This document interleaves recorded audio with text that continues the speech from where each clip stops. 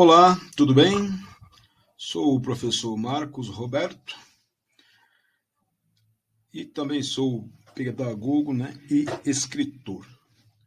Antes de ir ao que se pretende, divulga aí meu perfil na rede social Instagram, @marcosantos6594. Segue lá. Hoje iremos tratar aqui sobre o tema, plano de ensino e suas bases como metodologia do ensino de ciências, para a turma de pedagogia. Sabendo que o processo educativo, vivenciado por estudantes e professores, deve ser focado na aquisição de conhecimento, habilidades e atitudes relevantes para a compreensão dos fenômenos da vida e sua explicação na prática profissional, exigindo a participação ativa e efetiva de muitos envolvidos, entre eles estudantes, professores, gestores, acadêmicos, e outros atores importantes. O que para isto aqui se faz entender a importância do plano de ensino como metodologia, especificamente do ensino de ciências. Entre os inúmeros substantivos que representam sucessos e insucessos no nosso viver em sociedade, encontra-se o planejamento.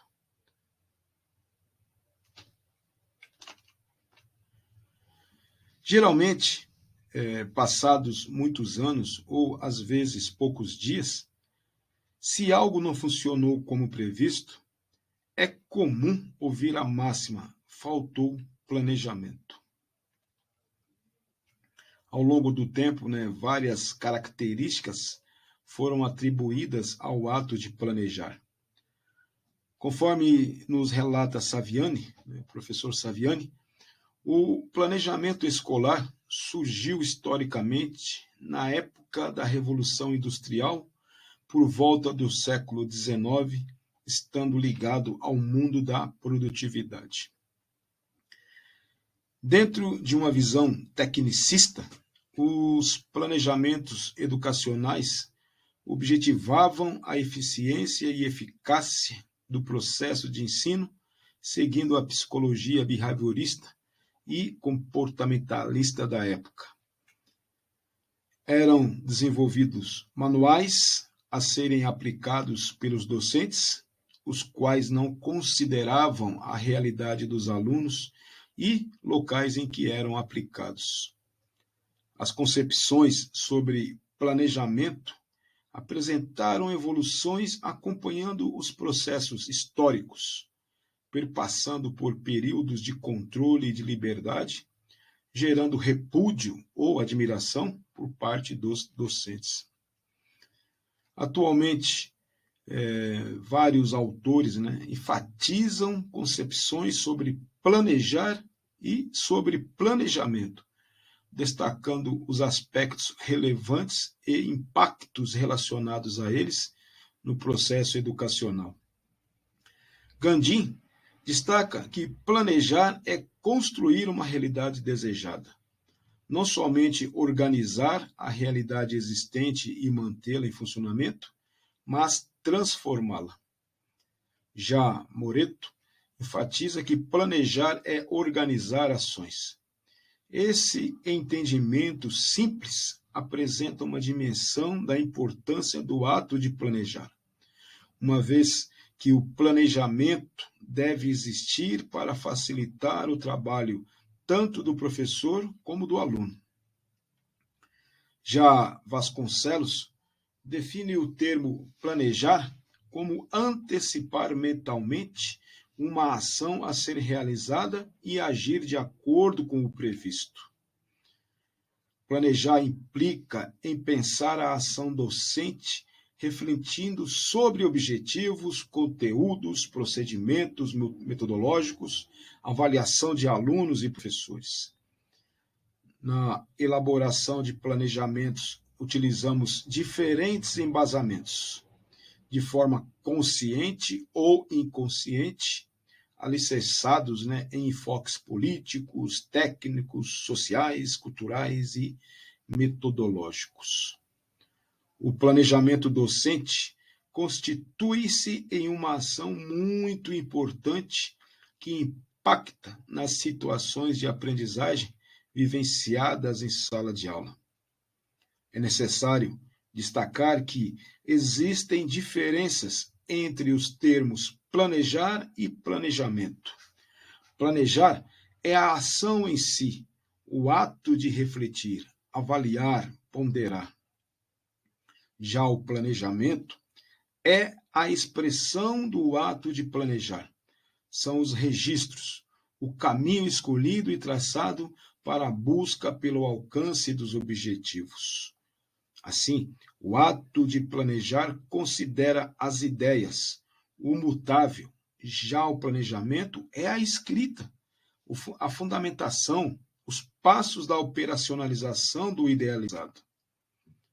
Moreto afirma que o planejamento deve ser uma organização de ideias e informações relacionadas a objetivos que pretendemos alcançar.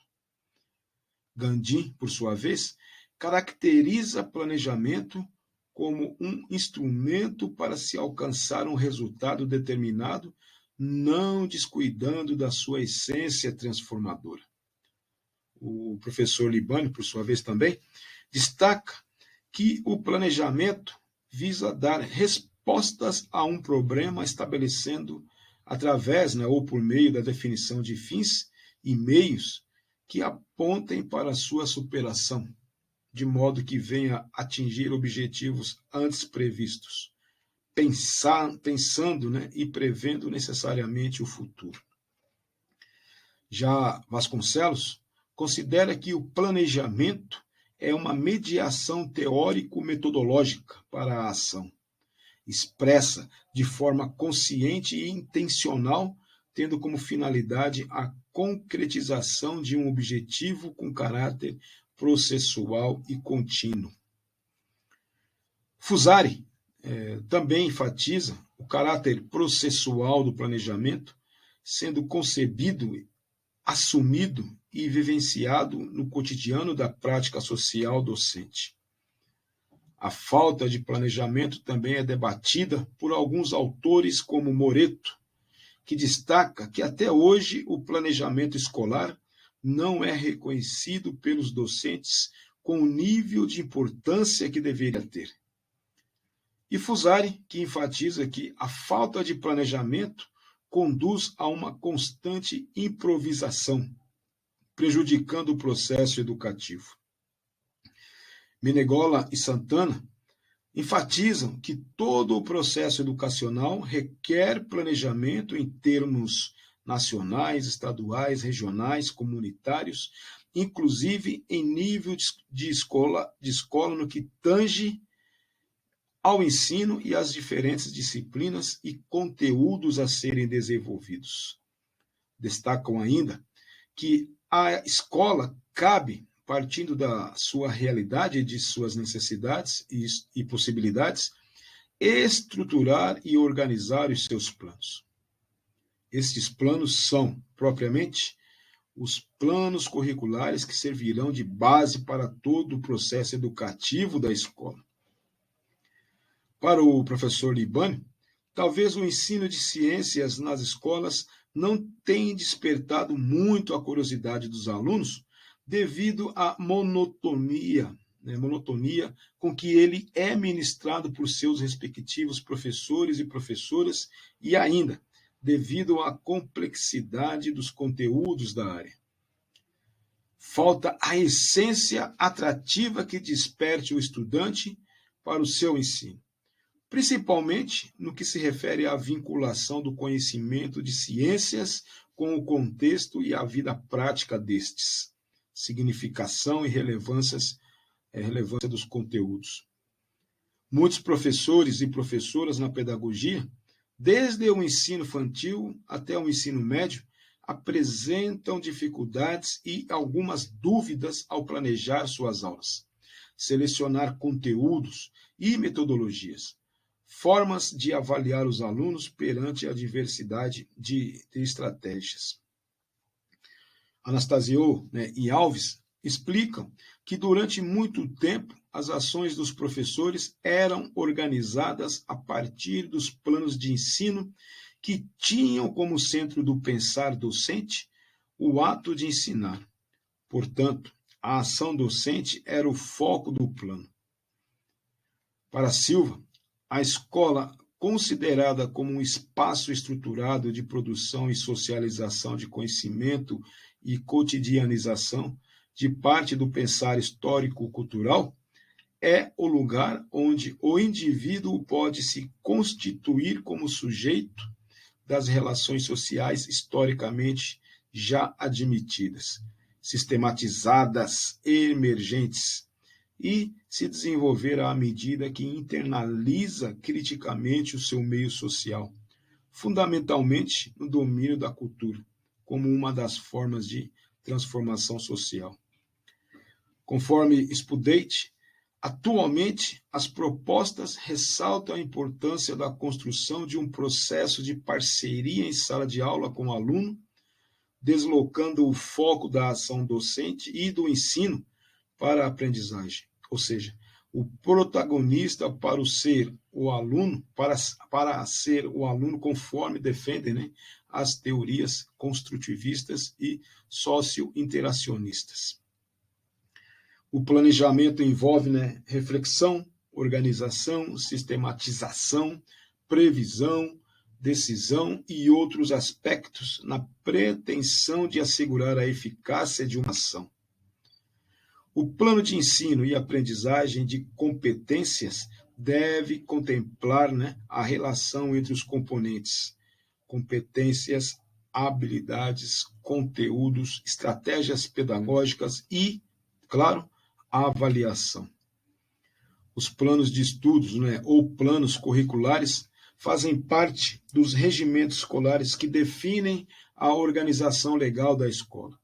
São alicerces na prática dos docentes, caracterizando-se por conter a relação de conteúdos mínimos a serem desenvolvidos durante o ano escolar através dos planos de aula. Esses 3 níveis de planejamento, o PPP, plano de estudos e planos de aula, são organizados pelas próprias instituições e seguem as orientações das diretrizes curriculares vigentes e suas mantenedoras. A Base Nacional Comum Curricular, BNCC, constitui-se parte importante do Sistema Nacional de Educação. Configura-se como parâmetro fundamental para a realização do planejamento curricular, em todas as etapas e modalidades de ensino, a ser consolidado no projeto político-pedagógico, o PPP, das unidades educacionais, de acordo, claro, com o inciso 1 do artigo 12 da Lei 9.394, da Lei de Diretrizes e Bases da Educação, LDB. Com a homologação da BNCC, as redes de ensinos e escolas particulares devem construir currículos com base nas aprendizagens essenciais estabelecidas na base nacional, para o plano da ação e da gestão curricular que envolve todo o conjunto de decisões e ações definidoras do currículo e de sua dinâmica. Conforme Santos, para o alcance das 10 competências gerais, a BNCC propõe o desenvolvimento cognitivo de objetivos de aprendizagem e desenvolvimento, educação infantil e de habilidades dentro do ensino fundamental. Importante destacar que as competências e as habilidades propostas na BNCC são capacidades cognitivas, não devem ser simplificadas à aquisição de conhecimentos que, comumente, são objetos da educação, deixando os procedimentos, as habilidades, as estratégias, as atitudes e valores fora dos conteúdos de ensino. Vale ressaltar que a BNCC não se caracteriza como um currículo a ser apenas implementado nas escolas, e sim um documento oficial de caráter normativo que organiza as áreas do conhecimento, competências, né, objetivos, objetos do conhecimento e habilidades que necessitam ser incorporados ao verdadeiro currículo de cada instituição escolar, em seu sentido amplo de realidade, contexto e relações que se formam a partir de características específicas de cada lugar. A LDB, no seu artigo 3º, ao tratar dos princípios e fins da educação nacional, aborda como um dos seus princípios a liberdade de aprender, a ensinar, pesquisar e divulgar a cultura, o pensamento, a arte e o saber. Portanto, a liberdade de aprender e ensinar garante a legalidade de um ambiente interdisciplinar de aprendizagem no ensino brasileiro. E, por fim, concluímos dizendo que o planejamento docente resulta de modo específico as escolhas docentes frente a recursos, metodologias, conteúdos e objetivos, expressando assim como pensam em desenvolver a aprendizagem, né? Claro, de seus alunos. Esta constatação reforça o quanto a formação permanente é importante, pois consegue mobilizar novas ideias, novos conhecimentos e também novas práticas nos docentes. Por enquanto é isso, né? Forte e caloroso abraço.